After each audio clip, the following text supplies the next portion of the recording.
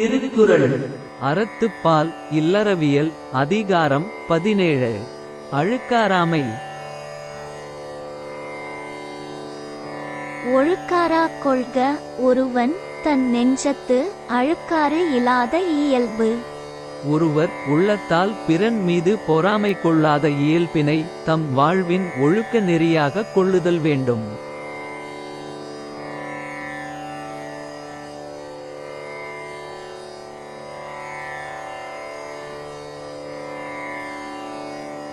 விழுப்பேற்றின் அத்தொப்பது இல்லையார் மாட்டும் அழுக்காற்றின் அண்மை பெறின். எவரிடத்தும் பொறாமை கொள்ளாத நற்குணம் கொண்டவர்க்கு அதற்கு ஒப்பான வேறு சிறப்பு எதுவுமில்லை.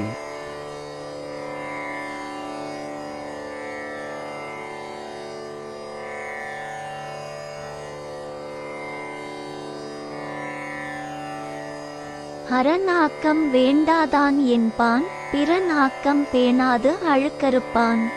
அறம் செல்வம் இரண்டையும் போற்றத் தகாதவரே பிறன் வளர்ச்சி கண்டு மனம் தாழாமல் அவர் மீது பொறாமை கொள்வர்.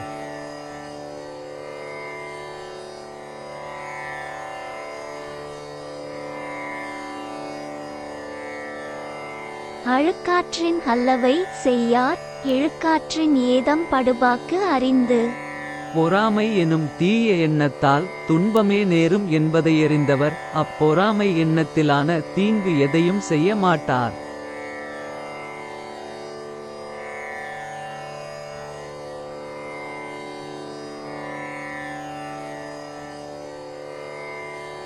அழுக்காறு உடையார்க்கு அது சாலும் ஒன்னார் வழுக்கியும் கேடு என்பது. பொறாமை குணம் கொண்டவரை வீழ்த்திட பகைவர் எவரும் தேவையில்லை. அவரது பொறாமை குணமே அவரை அழித்துவிடும்.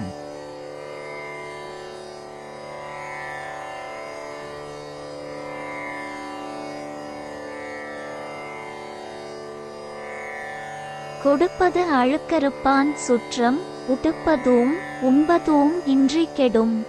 பிறர்க்கு உதவியெனக் கொடுப்பதைக் கண்டு பொறாமை கொள்பவரின் குடும்பத்தார் உணவு உடையின்றிக் கெடுவர்.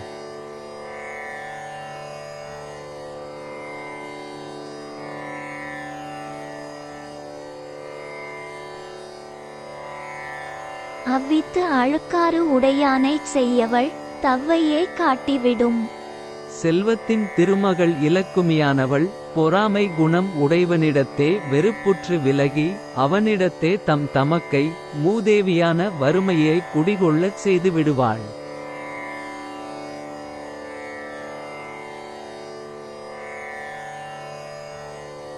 அழுக்காறு என ஒரு பாவி திருச்சற்று தீயுழி உய்த்துவிடும்.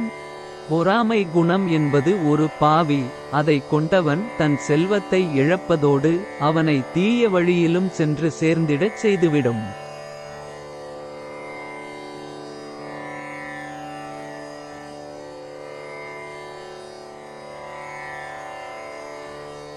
அவ்விய நெஞ்சத்தான் ஆக்கமும் செவ்வியான் கேடும் நினைக்கப்படும். பொறாமை குணம் கொண்டவனின் வளமை மிக்க வாழ்வும் பொறாமையற்றவனின் வறிய வாழ்க்கையும் ஆராயத்தக்கவையாகும்.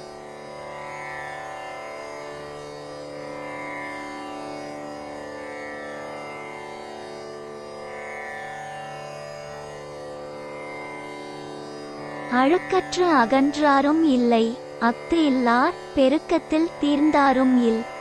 பொறாமை எனும் இழிகுணம் கொண்டவருள் வாழ்வில் மேன்மையுற்றாரும் இல்லை. பொறாமை இல்லாத நற்பண்பினருள் தாழ்வுற்றாரும் இல்லை.